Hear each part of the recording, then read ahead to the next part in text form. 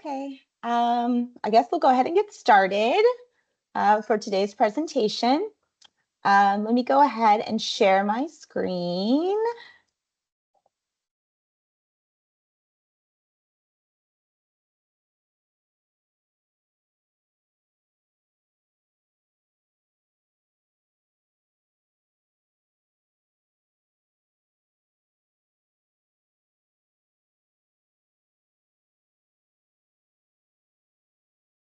Okay, good morning, everybody. Thank you for joining today's session. So in this presentation, we are going to provide a comprehensive walkthrough of the IRB process here at UTA. So we'll begin with an overview of our IRB webpage, which serves as a central resource for researchers.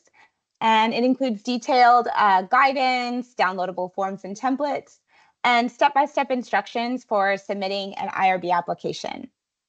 Following that, we'll guide you through the IRB application itself, going section by section and explaining specific information required in each part to ensure clarity and compliance. And then to finish off, we'll give you a brief overview of the IRB review process, discuss reporting of adverse events and unanticipated problems, as well as noncompliance, and finally address some frequently asked questions about topics such as mental health research, research with minors, and managing site permissions. So this is our IRB team. So we have our executive director, Kirsten Morningstar. Our director is Lisa Greening. There are 3 IRB specialists, myself, Kelly Handy, Lisa Alvarez, and Angie Luna, who's going to be presenting today as well. And our office coordinator is Amy Keller. And you can reach us anytime individually through email, by phone, or also through our regulatory services at uta.edu email, anytime you have questions or need support.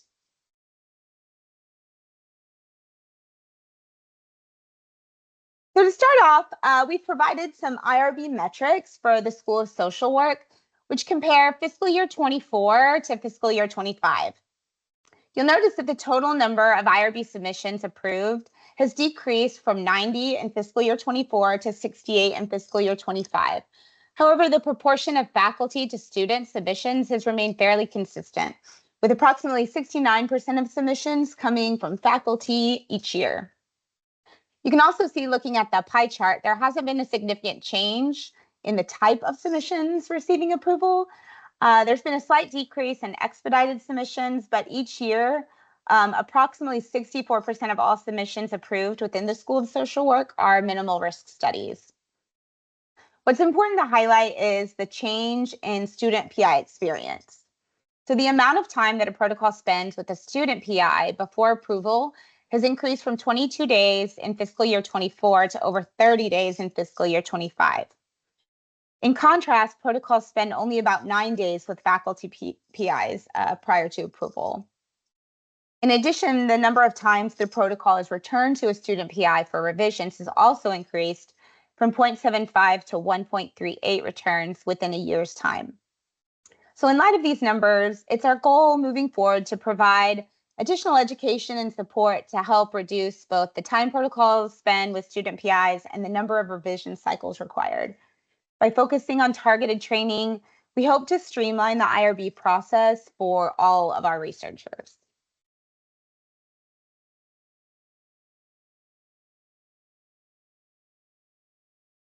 Sorry about that.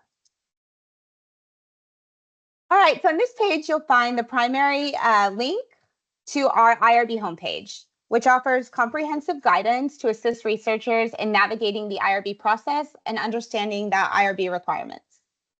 The main webpage includes a link to Mentis, which is our online submission system. Additionally, you'll find our IRB standard operating procedures, along with relevant institutional policies and federal regulations. There's also a decision table to help determine whether your study requires IRB approval. And beyond that, the site provides step-by-step instructions for submitting a protocol, a complete library of IRB forms and templates, and guidance for modifying or closing a protocol. Resources addressing multi-site research and other specialized topics are also available on our webpage. So on this webpage, you'll find a project comparison chart.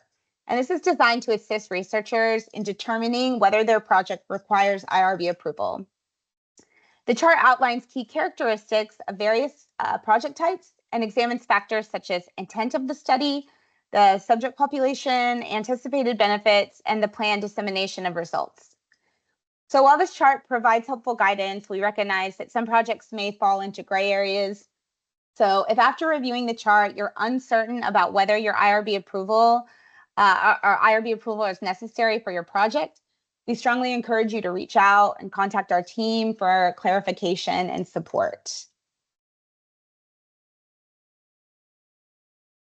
So on this page, you'll find principal investigator responsibilities. PIs must be current UTA faculty, staff, or students, and are accountable for the ethical conduct of research involving human subjects.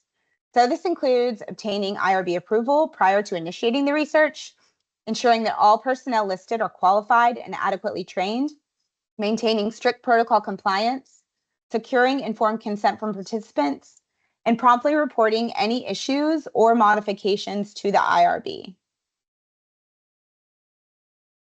Faculty advisor responsibilities can also be found as part of our guidance page. So UTA's IRB permits students to serve as PIs for human subject research, but they must have a qualified faculty advisor who oversees the project. The faculty advisor is responsible for ensuring the quality and timely submission of the IRB protocol, for monitoring the research conduct, and supporting the PI as needed. Also for ensuring compliance and data quality, and for ensuring that records are securely maintained throughout the required retention period. So on our guidance page, it also features a comprehensive step-by-step instructions for submitting an IRB protocol. So this resource walks you through each stage of the process, from determining the training requirements for you and your team, to identifying the correct forms and navigating how to initiate a submission in Mentis. To keep all researchers informed, the current number of protocols awaiting review in our IRB queue is posted at the top of the instructions, and this number is updated weekly, typically on Monday mornings. When this number exceeds 50, we designate it as a high volume period. And during these times, review times may extend up to 2 months. All submissions that we receive are reviewed on a first come, first served basis. And this includes both initial submissions as well as modifications. So we strongly encourage researchers to monitor this queue and plan their submissions accordingly to accommodate their research timelines. On our IRB forms and templates page, you'll find downloadable templates for our protocol application forms, as well as essential documents such as informed consent forms, a form for waiver of consent, or written documentation for consent. The page also provides our non-UTA collaborator form and supplemental forms tailored to studies involving medical devices or vulnerable populations. These templates serve as guides for researchers and can help streamline their submissions, minimize errors, and maintain compliance with institutional and federal regulations.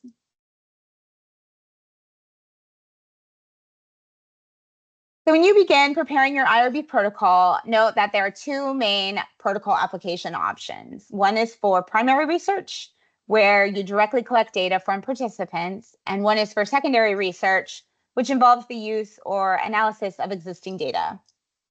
Each application provides a detailed section-by-section guide to ensure your submission is thorough and accurate. So as you work through the application, you'll find specific instructions designed to clarify each requirement and support you in compiling all necessary information. So momentarily, we're going to walk you through the primary application template, as this is the most common template used at UTA.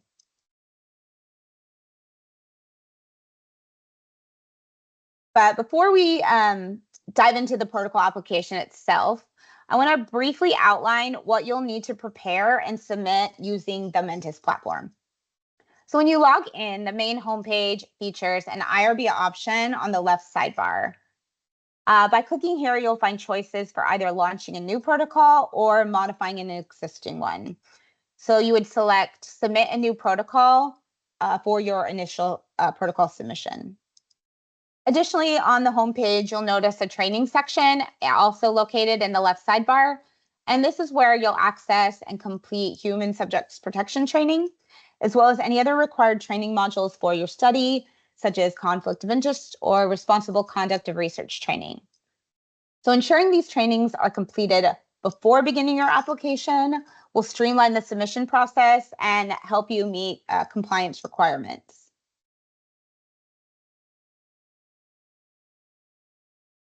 So this is an example of a Mentis protocol submission. So at the top of the page, you're going to find your protocol number, and then under that will be your study title. In the box on the right, this is where we'll classify the review type, whether it's minimal risk or exempt or expedited, and note if it's a federally funded project or a clinical trial, or if continuing review of the protocol is required. And section 1 of the protocol or of the submission is dedicated to protocol personnel. So in section 1 is where you'll provide a list of all individuals affiliated with UTA who will be actively engaged in your study, and where you'll specify their role in the study. Section 2 of the Mentis protocol submission focuses on gathering the essential details about your study. So here you'll enter your protocol title and provide a brief summary of your research. And in section 3, you'll find direct links to all of the necessary forms and templates from our webpage. For section 4, this is where you'll upload all study-related materials for IRB review. So this includes your completed protocol application, informed consent documents, recruitment materials, site permission letters, and any other applicable supplemental forms, as well as data collection instruments like survey questions or interview guides. So ensuring that all of these documents are uploaded and properly labeled will facilitate an efficient review and help prevent delays in your study approval process. And then finally, there's a spot at the bottom for comments that you may want to leave for your research team or for the IRB. And this is also where you'll receive your feedback from the IRB after reviewing your submission. Okay, so now we're going to walk through the protocol application for primary research, section by section. And when completing the application, be sure to read the guidance instructions carefully, and also be sure to answer all of the questions as thoroughly as possible. So section 1 is specifically dedicated to non-UTA personnel. So those individuals who will be directly engaged in your research, but are not affiliated with UTA. So this includes anyone who will interact with human subjects or will have access to identifiable data. For every person listed in this section, a non-UTA collaborator form must be completed and submitted alongside proof of human subjects protection training that was completed within the last 3 years. So depending on your study, additional training documentation may also be required. If any non-UTA personnel are affiliated with another university, our IRB office will reach out to their IRB to initiate reliance procedures. Section 2 prompts you to provide the anticipated start and end dates for your research project. So these dates serve as estimates and help the IRB to understand the overall research timeline and the scope of your research.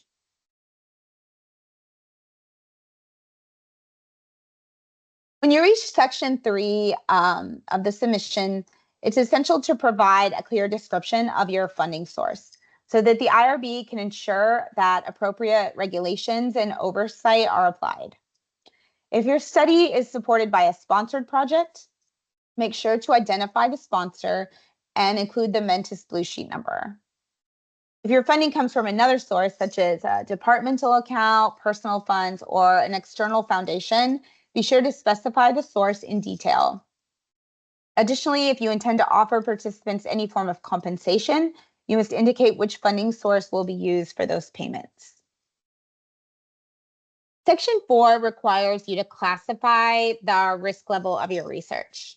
So minimal risk means that the likelihood and degree of harm or discomfort anticipated in your study are not greater than those ordinarily encountered in daily life or during routine physical or psychological examinations. Ensuring confidentiality is a key component of this classification. If your project involves procedures or interventions that surpass this threshold, potentially exposing subjects to greater physical, psychological, social, or legal risks, then your study is considered greater than minimal risk. In Section 5, you must demonstrate how your project qualifies as human subject research. So this involves laying out the primary research questions, hypotheses, and objectives that direct your research. So clearly illustrating the focus and scope of your study helps the IRB evaluate the ethical considerations, scientific merit, and the relevance of your proposed research. Section 6 is dedicated to outlining your study procedures in full detail. So here you'll provide a comprehensive overview of your research process, including the types of data you intend to collect, and specify exactly when, where, and how each data point will be gathered. So you should describe the methodologies and the platforms utilized for both data collection and analysis, noting whether any sessions will be audio or video recorded, and if so, how this will be done. So this section kind of serves as the general narrative for your project. Section 7 focuses on duration of participation. So here you must clarify how many sessions each participant will attend, the length of each session, and the total commitment required.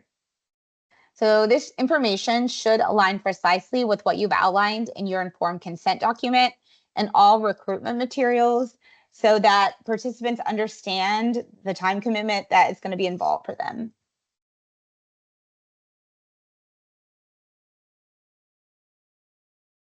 Section 8 addresses alternative options for participation.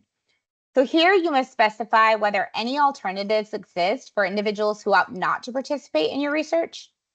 In many minimal risk studies, there are no alternatives, and in that case, that should be clearly stated. However, if you're offering course credit or extra credit for student participation, you are required to provide an alternative assignment for those students who decline. And the specifics of that option must be outlined in this section. Section 9 covers locations and research sites. So here you will clearly indicate the physical spaces where your study will occur, including buildings and room numbers. And for online research, list all websites and platforms utilized for data collection or interaction. If portions of your research will take place at institutions or locations outside of UTA, that should be listed, and a site permission letter should be obtained and uploaded into Mentis along with your submission. Section 10 details the qualifications of all protocol personnel. So for everyone listed, both UTA and non-UTA collaborators, you must document specific roles and explain how each person is equipped to participate in the research, beyond simply completing human subjects protection training. So highlight any specialized training, relevant experience, or expertise that demonstrates their suitability to participate in the project. Section 11 pertains to study oversight. So in this section, you must outline how the principal investigator will ensure the ethical conduct of the research and the protection of human subjects. This includes a plan for regular communication and supervision of the research team, detailing how protocol adherence will be monitored and how updates or issues will be addressed. If the PI is a student, you must explain how the faculty advisor's responsibilities, which are listed on our webpage, are being fulfilled and ensure proper mentorship and oversight throughout all phases of the study.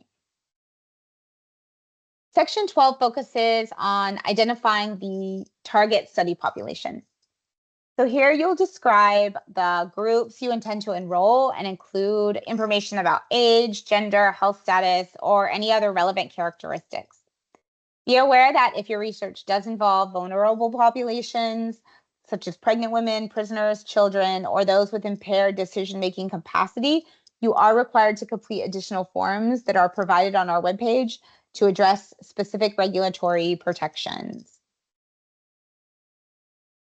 Section 13 details your study's inclusion criteria.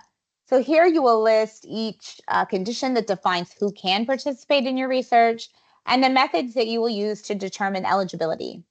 You might utilize a pre-screening assessment or allow subjects to self-identify and enroll based on set criteria.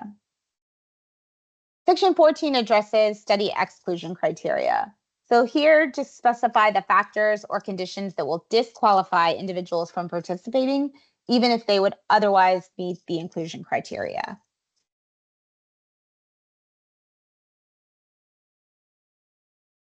Section 15 requires you to specify the anticipated number of subjects you plan to enroll in your study. For minimal risk studies, an approximate figure or range is sufficient. This helps the IRB gauge the size and scope of your research. However, if your study is classified as greater than minimal risk, enrollment must not exceed the number approved in your application. Section 16 is dedicated to outlining your recruitment strategies. Here, you must describe every method and source used to identify and contact potential subjects. Consider how you will locate participants and how you will obtain their contact information.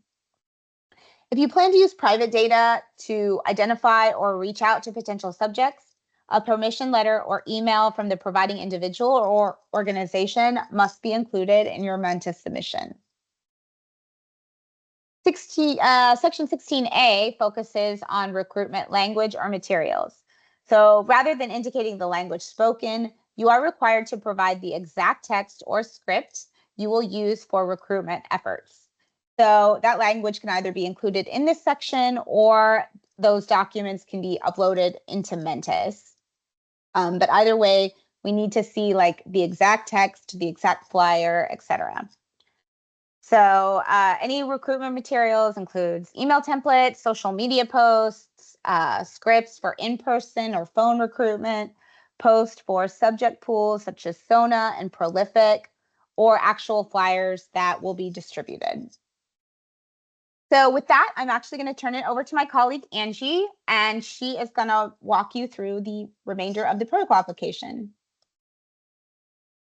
Yes, let me share my screen. Okay, so in number 17 of the application, this is where you're going to describe the informed consent process. The informed consent process is one of the most important parts of the research study. It's important that subjects are provided with sufficient information to understand the requirements of their participation and how their data is going to be collected and used in the research. It's also important to note here that you cannot obtain information about a person through another individual, such as a family or a friend, unless that person has also undergone an informed consent process themselves. And then in 17A, this is where you will describe your justification for waiving written documentation for your consent form. So this is pretty common in survey research. Or like online survey research, I should say. Written documentation would be anything where you're not obtaining a handwritten or electronic signature on the consent form. So in 17A, you will either have to provide your justification, or if the study is federally funded or FDA regulated, you will have to fill out Form 3, which you can find on our Forms and Templates page.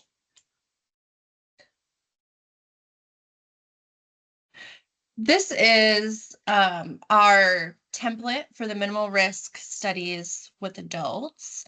As you can see, we have a lot of red prompts that are intended to assist you with providing all the required details. that you need to include in the consent document. So you really just need to plug information from your application into the consent form. But please make sure that any details you're providing in your consent is also consistent with the details that you've provided in your application. One of the most common return comments for consent forms tends to be that the study title is different or the eligibility criteria doesn't match. And we've even seen different compensation types and amounts between the consent form and the application. So please double check that everything that's in your consent form is consistent with what you've provided in the application. And it should also be noted that when you submit this document to us for review, that all the prompt language in red has been removed because our office needs to see the document exactly how it's going to be issued to the participating subjects. And that includes how exactly you're going to obtain their consent. So we've included options or examples for how you can obtain their consent. So make sure that the language that you put at the bottom of the consent matches how you said you were going to obtain it in the application. So if the consent form requires a handwritten signature, they'll be in line. And if there is a handwritten signature required on your consent form, we will stamp the most recent version of the consent form with an approval date and a version number. But if the consent form is not going to require a signature, if it's going to be embedded in a survey online, we typically don't stamp those consent forms. Number 18 of the application is for incomplete disclosure. And this occurs when an investigator withholds information about a specific purpose, nature, or other aspect of the research. Deception occurs when an investigator gives false information to subjects or intentionally misleads them about some key aspect of the research. So if you plan to utilize this in your study, you'll need to provide your reasoning and whether subjects are going to be debriefed at the end. And this should also include the language or the statement that's going to be issued to subjects at the end of the study for debriefing them. And then in number 19, compensation, please describe all details about your compensation method. So this should include how much subjects are going to receive, whether it will be prorated for partial participation, when it's going to be issued to subjects and how, and if they're going to be receiving it in person in cash or on a gift card through an email. So for all methods, it needs to be described how you're going to document it, how the confidentiality is going to be maintained. And if you're planning to utilize a raffle, clarify how and how it's going to be conducted and how the winners are going to be notified. And if the compensation amount for participating subject groups is different in any way, we'll need a description of why. And if a subject doesn't answer all the questions in a survey, or if they leave early, will they still qualify to receive compensation? So all of these details need to be considered and described in both the application and the consent form. And compensation tends to be our number one reason that our office receives complaints. So the more thorough you are in the application and the consent form, the better. The risk to subject section should clearly detail any actual or potential risks that subjects will encounter while participating in your study. So this could be physical risks like falling or muscle soreness after exercise, or it could be psychological. So if a subject may feel depressed, angry, or embarrassed while they're participating. And there could also be social risks associated with participating in the study, especially if their identity is going to be known to others while participating in the research, so like a focus group or something. And if you're conducting the study online or utilizing virtual platforms, there's always going to be the potential risk to confidentiality. And if you are planning to recruit friends in your research, or if you're a teacher and you plan to recruit students that are enrolled in your course, this could have influence on whether the potential subjects decide to participate in the research or not. They may feel pressured or influenced based on the relationship dynamics. So for each risk that you describe here, You will also want to describe your strategy for minimizing those risks in number 22.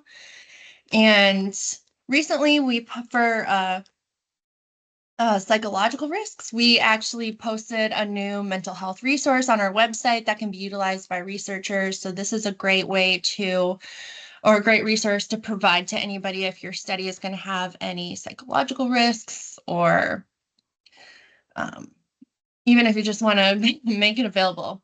It's available on our website.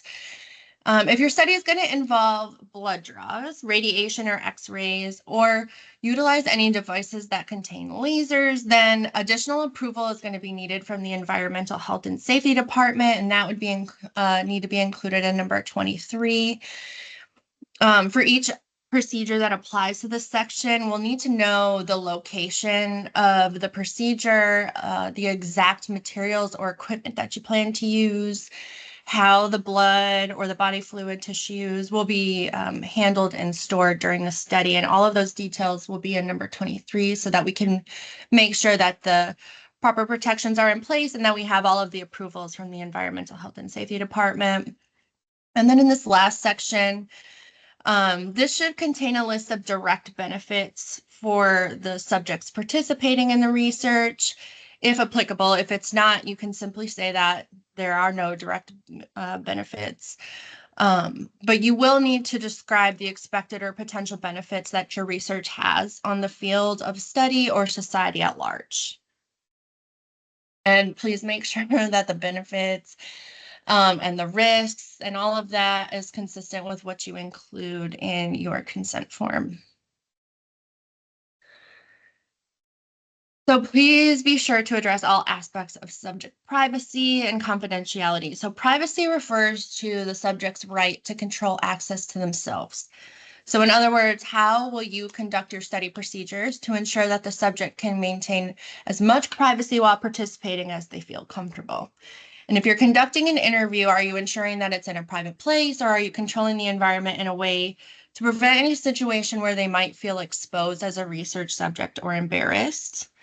And then confidentiality, on the other hand, is the researcher's responsibility in protecting subject data and ensuring that it's not disclosed without their permission. So in this section of the application, we want to know what type of data your study is going to contain. So for instance, if it's going to contain names and recordings that we would consider to be directly identifiable, and if you are going to collect identifiable data, but later replace it with a coding mechanism to further protect against, data breaches or exposing someone as a research subject, then we would still consider that to be identifiable and coded, so coded data.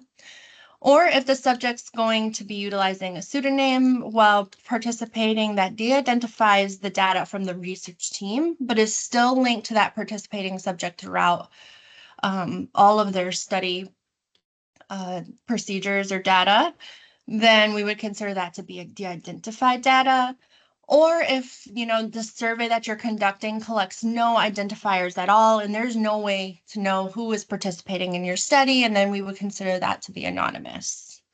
And we've included definitions on the application to kind of help you consider what type of data you're collecting and how we would view that.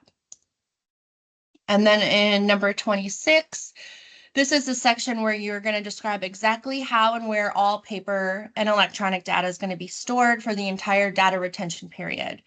And it should be noted that data can only be maintained on UTA-sanctioned encrypted devices or software unless there's been additional exceptions granted by OIT and ISO.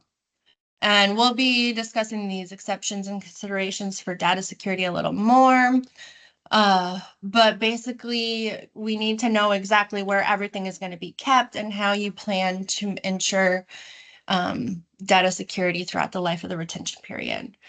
If the PI is a student, or if it's known that they're going to be leaving UTA before the end of that retention period, then we also need to know the long-term storage arrangement for the data after the PI leaves UTA. So if it's a student PI, usually the data is left with the faculty advisor, but we need to know that arrangement at some point before they leave UTA. But any part of your study could result in identifying child abuse, elderly abuse, communicable diseases, or criminal activities that would or could not be otherwise identified. We need to know how you plan to maintain confidentiality and your plan of action if any of these are revealed. And in the data sharing section, this should detail any identifiable data that you plan to share outside of the research. And if the study has data sharing details, we need to know where, when, and to whom the data is going to be shared. And any information that you include in this section should also be included in the consent form so that subjects are aware. And then the last question on the application asks researchers to describe any actual or potential conflicts of interest. So in other words, whether the PI or any of the protocol personnel have an affiliation, arrangement, or financial interest in the research that could be perceived as a conflict of interest. If there's any conflicts of interest, perceived or actual in this section, we will let our conflict of interest specialists take a look at the study or the information and connect with the researcher to ensure that all of the protections and statements are in place to mitigate the potential or actual conflicts. And then at the very end of the application, we include a reminder for some of the documents that might be required and should be submitted with your application in Mentis. And this would include any surveys, questionnaires, interview questions, instructional materials, recruitment materials, permission letters, or documentation for non-UTA collaborators. The IRB has to review and approve any documents that's going to be issued to subjects as part of the research.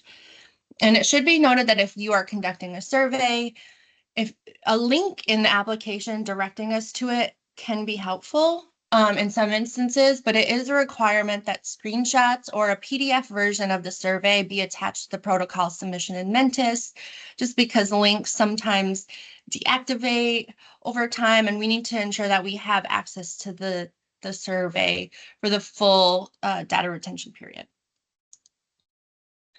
And the IRB Form 4, this is our device form. So if your study is going to utilize any medical devices, each of those devices should be listed in this table, as well as the FDA status of that device and whether your study intends to test the safety or effectiveness of that device.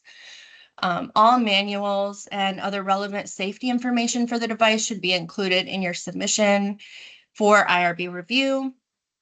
And additional details about these requirements, along with definitions and further guidance on making these determinations, have been included throughout this document. And this can be found on our forms and templates page.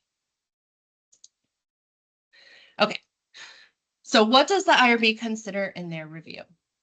When conducting a review, the IRB is going to consider whether the potential or actual risks are being minimized to the fullest extent possible.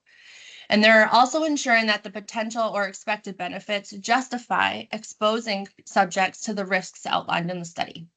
And the IRB will review all data collection procedures to ensure that each step of the procedure is clearly detailed. And the IRB will also consider the type and amount of compensation being issued to subjects to ensure that it's reasonable and fair. The IRB is also going to consider the type of data that's going to be collected in the study and whether the outlined security measures are sufficient in protecting subject privacy as well as subject confidentiality.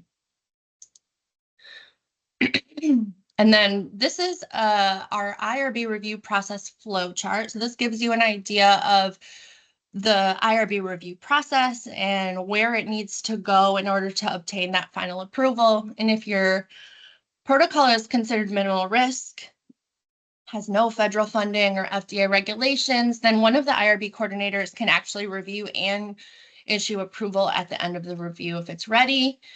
If it has federal funding, it's likely that it could go exempt under review of the IRB coordinator still, so that's still kind of a quick pathway. If it has federal funding or in some case FDA regulations, then it may have to go expedited, which means that one member of the IRB will have a final review and issue approval at the end of the review process. But if the study is greater than minimal risk, then it will likely get bumped to full board, which means that it will need to be reviewed at a convened IRB meeting, which takes place every second Tuesday of the month. And if that were to happen, we will let the PI know just so that they know what to expect as far as the review timeline. And then reliances is a completely separate process. We kind of went over that already a little bit, but if your study is taking place at another institution, then we will likely defer review to the IRB of record, and that process will be taken care of on your behalf. But you will still need to submit a protocol to us in Mentis that contains a copy of the IRB approval letter and a copy of the approved protocol application so that we can reach out to the IRB of record and get that reliance agreement in place. So what happens during the review? So following a preliminary review of the submission, the specialist is likely going to return it back to you and request any necessary revisions or clarifications. And then once it's sent back to you, Mentis is actually going to send a notification email so you'll know when it's in your inbox. And you can view the request for revisions or clarifications in the comment section at the very bottom of the Mentis submission. Once you've completed all necessary revisions, you'll need to resubmit the protocol for the final review. And like I said, if the protocol is minimal risks or if it qualifies for one of the exempt review categories, then the IRB coordinators will be able to issue that approval. But then if it's going to be reviewed under one of the expedited review categories, then we'll have to share it with a single member of the IRB who's going to review the study and either return it back to you with conditions for approval, which would be returned similar to how we returned the comments to you in Mentis the first time, or issue approval. And then if it is greater than minimal risk, or if it requires review at an IRB meeting, we will reach out to the PI to let them know so that we can get everything prepared and get it to the next meeting as quickly as possible. So after the review, if you need to make any changes to the documents approved in your original protocol, a modification will need to be submitted for IRB review and approval before the change can be implemented. And this would include any changes to the procedures, to questions on the survey, to changes to your recruitment strategies or the materials that you use, or any changes to the compensation methods or amounts. And a modification is also required if you need to change the study PI, faculty advisor, or a specially qualified personnel member. And these personnel members have a specialized role in the study and the qualifications and/or training necessary to perform that role. So for instance, the personnel member on your study that will conduct blood draws or that will be responsible for communicating with non-English language speakers. If you need to change, add, or move any of these types of personnel members, then a modification will be required before that change can be implemented. And then lastly, your study might require an annual continuing review. And if your study requires this, you'll see a protocol expiration date on your study in Mentis, and your approval letter will also inform you of this requirement. Our office also sends out reminders to the researchers that have studies with this requirement. And if it's required, the IRB will need to review the amount of subjects that have been enrolled in the study in the past year, how many have withdrawn and why, and whether any non-unanticipated problems or non-serious adverse events have occurred. So speaking of adverse events, I just want to briefly go over what that means exactly. And there's a lot of information on this slide, so I'm not going to, go deep into the definitions or anything like that. I just wanted to make sure that this was in the slides for when we share it at the end of the study.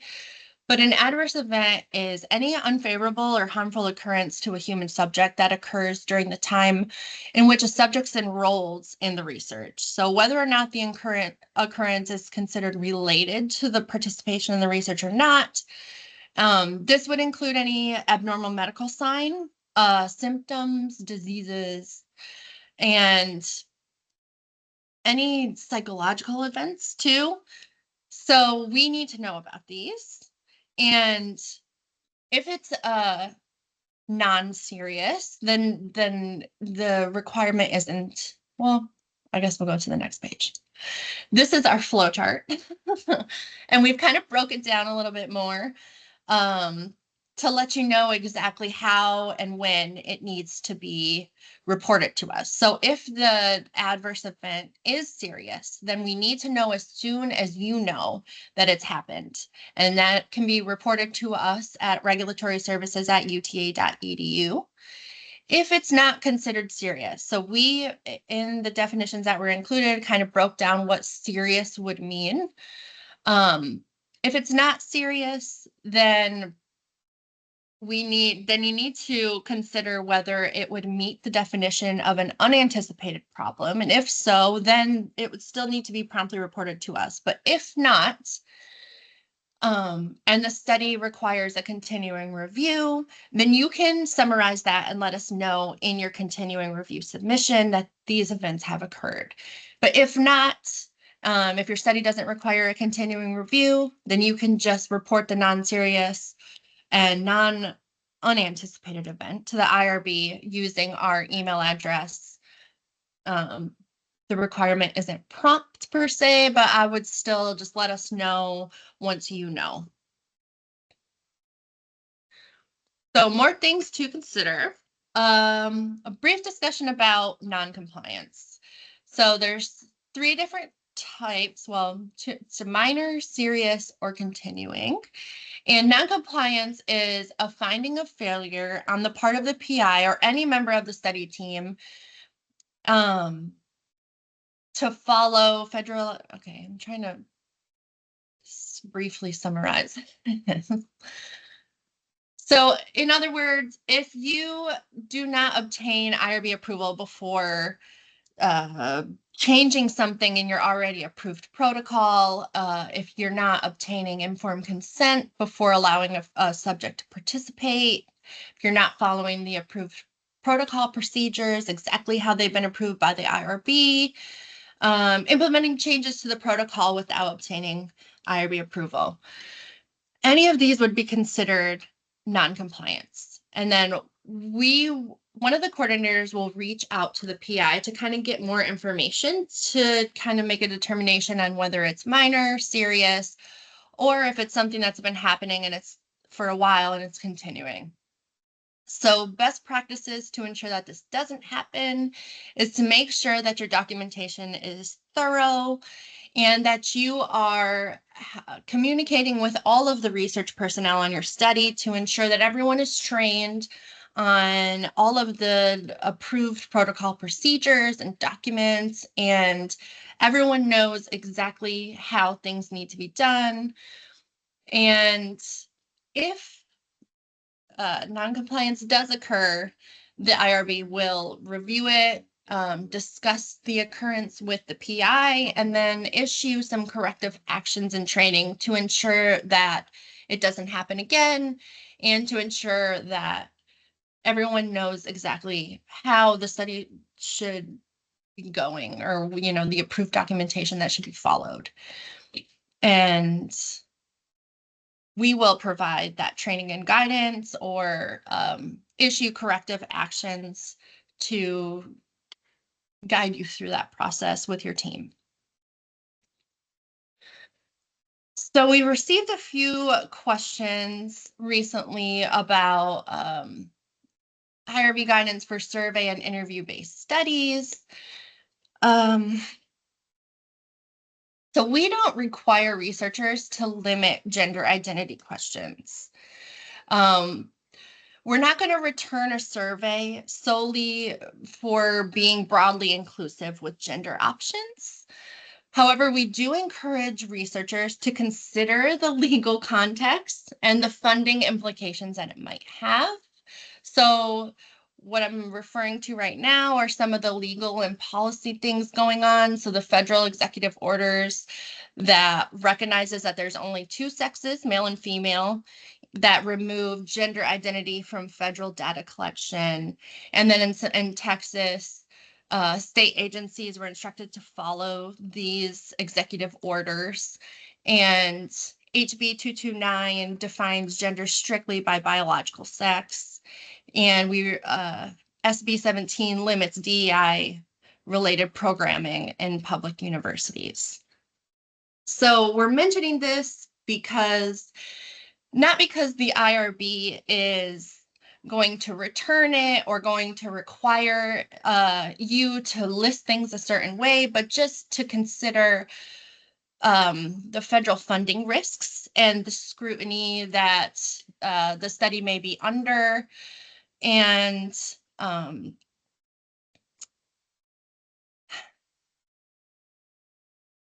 just consider when listing your gender questions, I guess, in your survey and your interview questions, whether it's necessary to your research goals to list a lot of options, or if a simplified format would suffice. Inclusive language is welcome, but just to ensure that it's thoughtfully designed and that it's contextually appropriate for your research. And then study closure. So at the end of all of your data collection procedures, once you've fully completed your enrollment, subject follow-up, data collection, and any data analysis of identifiable data, then you'll have to request that your protocol be closed in Mentis. And it's very important that you do this because the data retention period does not begin until you have an IRB closure date. You can request to have your study closed by submitting a modification or by emailing our office.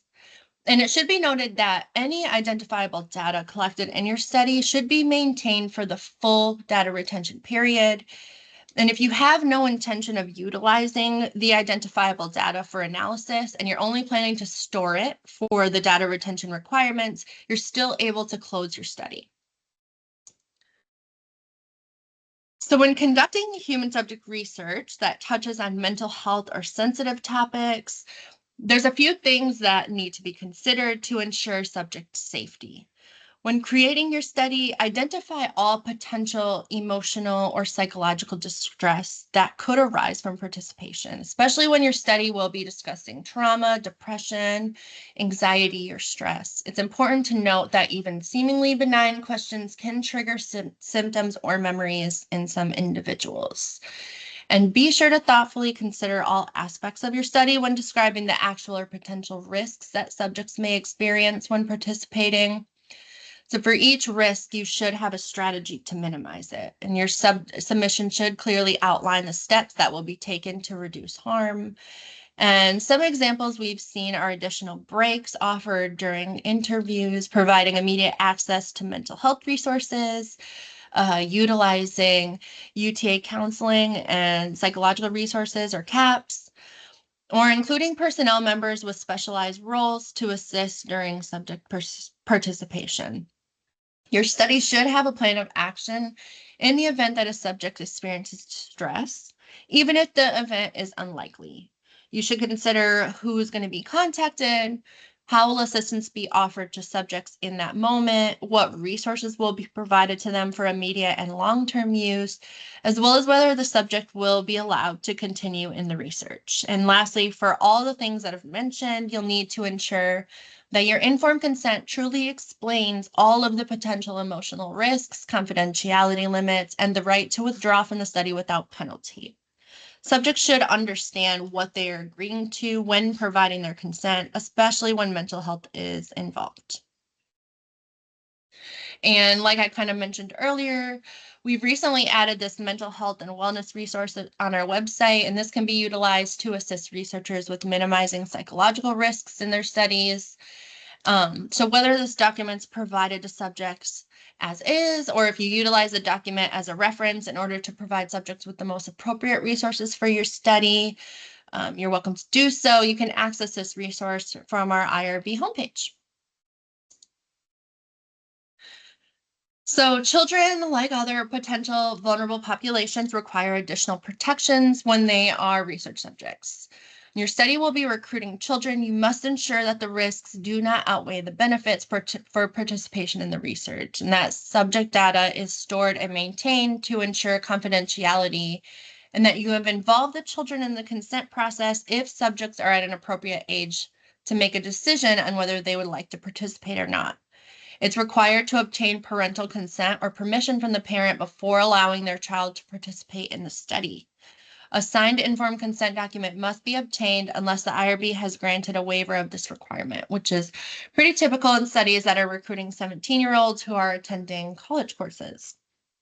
If your study will be recruiting children who are at an age where it's appropriate to ask whether they would like to participate in the research, then an assent form should also be included with your submission.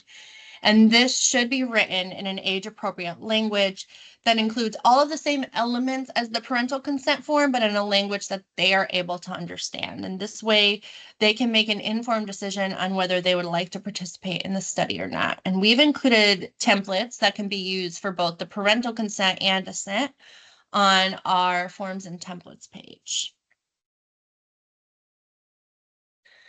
If your study will involve recruitment of children ages 0 to 17, it's required that you complete the IRB Form 2D. This form is the confirmation the IRB needs to assure that your study is fulfilling all requirements of the UTA IRB SOPs and any other applicable federal regulations for inclusion of children as research study subjects. So like I mentioned previously, parental consent is required for recruitment of children ages 0 to 17, and it's common for PIs to request a waiver for obtaining parental consent for college students who are 17. So if you intend to recruit 17-year-olds in your study, you will be required to complete both the Form 2D and Form 3. And in Form 3, you will need to complete Section A and provide your justification for requesting to waive the parental consent from your study. And then if you're also planning to request handwritten or electronic signatures on the consent form, you'll also need to fill out Section B of Form 3 and provide your justification for that request as well. Both Form 2D and 3 can be found on our IRB forms and templates page as well.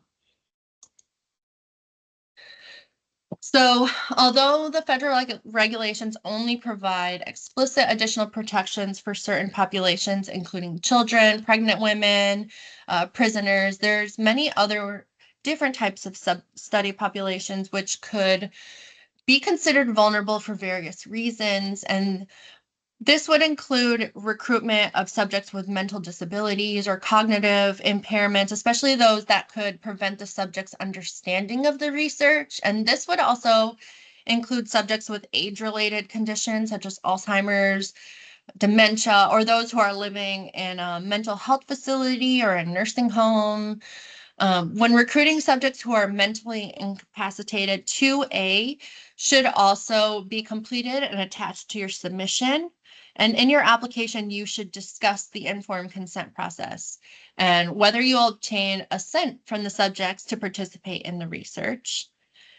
And the application should clarify how the subject's family members and or the legally authorized representatives will be involved in the study and how they'll be involved with the research decisions. And if the subject chooses to withdraw from the study, it should be clarified whether their decision will be honored, and if not, the plan of action for handling these types of requests from the subjects. And it's also important to describe all communication that will take place between the researchers, the subjects, and their family members to ensure that the informed consent is an ongoing process throughout the study and to ensure that subjects are provided ample time to consult with their family when necessary. So depending on the population and the location of the researchers, additional protections and considerations should be considered when designing your study and recruiting potential subjects. If you're planning to conduct your research at a school district, nursing home, medical clinic, or any other type of setting where access to potential subjects would be considered private, you'll be required to attach a site permission letter. And this serves as proof that the outside entity approves of the research and is allowing you to conduct your research study either at their location or with potential subjects affiliated with that entity.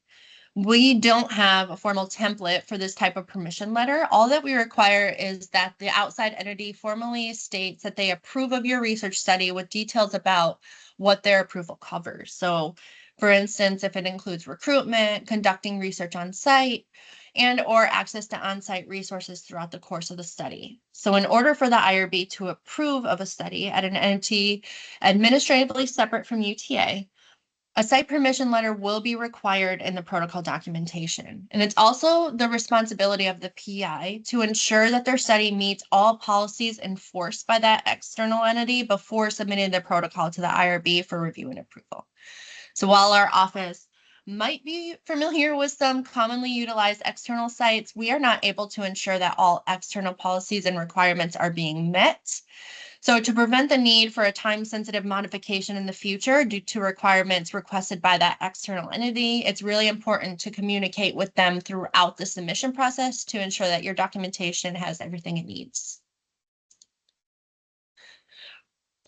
So since we receive a lot of studies that may take place in clinics or medical facilities, we wanted to include a little information about standard of care and human subject research. So standard of care refers to any treatments that are widely accepted and routinely provided to patients. This would be any routine clinical practices that are used to treat or diagnose patients. Research, on the other hand, is any study that will be testing new interventions or treatments that are intended to contribute to generalizable knowledge. There's a possibility that research procedures may be considered part of standard care. For instance, if you're investigating a part of a clinical process that's currently utilized to provide a diagnosis in a clinical setting, then that would automatically shift that standard of care into human subject research. So it's important to consider what is considered the standard of care, and then which portions would be considered research. And these distinctions should be made clear in the application as well as the consent form so that subjects are fully informed on which portions of their care is investigational. And then again, even familiar procedures can become research if it's going to be used to answer a study question. So ensure there's transparency with the subjects, especially when both care and research are being involved. I try to get through that quickly. We're already at time, but does anybody have any questions?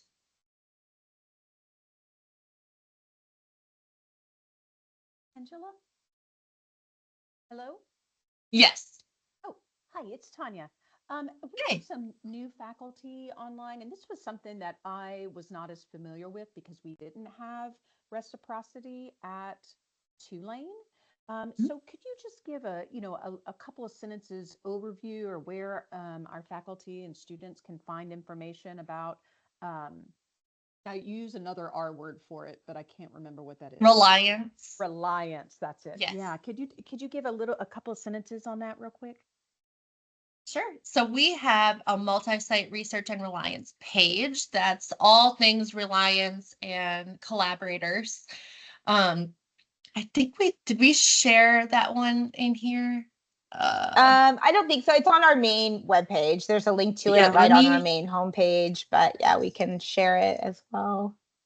I don't know if everyone can see that, but we have a whole page, all things multi-site research and IRB reliance. So this is, for instance, if you're going to include a collaborator on your study team that is from another institution or another site externally from UTA, or if you're going to be involved in research outside of UTA and another IRB is serving as IRB of record. If that's the case, you'll have to submit that protocol to us in Mentis still. I think I briefly went over this. That includes the approval letter and a copy of the approved protocol application. And then once we receive that, we'll review it, make sure everything is all set. And then our IRB will reach out to the IRB of record on your behalf to initiate the reciprocity or the reliance agreement and get that squared away. And it's important to note that the researcher should also reach out to their own institution to ensure that they're following all of the necessary requirements and procedures of their IRB. Because while we are communicating with them on your behalf, the researcher might have some responsibilities that we're not familiar with because we're not going to be the IRB of record. So it's kind of a team effort. We'll reach out to the IRB and get everything squared away on the IRB side and get the reliance agreement in place if it's required. And the researcher should be ensuring that they're meeting all of the requirements as well. But we've kind of listed all of the things to consider on our webpage here. So if you ever have any questions beyond this, feel free to reach out to our office and we'll be happy to help. Thank you so much. And thank you so much for a wonderful presentation. Great. Thank you. Any other questions? Yes, we are going to be sharing the slides at the end of this presentation, and we have recorded it. And I think, if I remember right, we're posting this somewhere or sharing the recording. Yeah. So yeah, there was a lot of information on some of the slides. I was trying to go through it fast for the sake of time, but we consciously included a lot of information so that we can share it with you guys.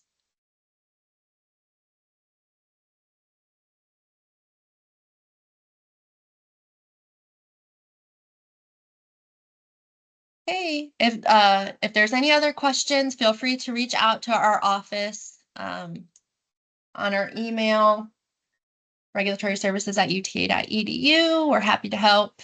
And thank you all for attending. Thank Thank you so you. much. Thank you. Thank you. Been great. Have a nice day. Thank you so much. Welcome.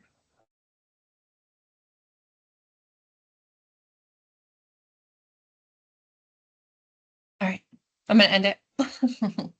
Bye.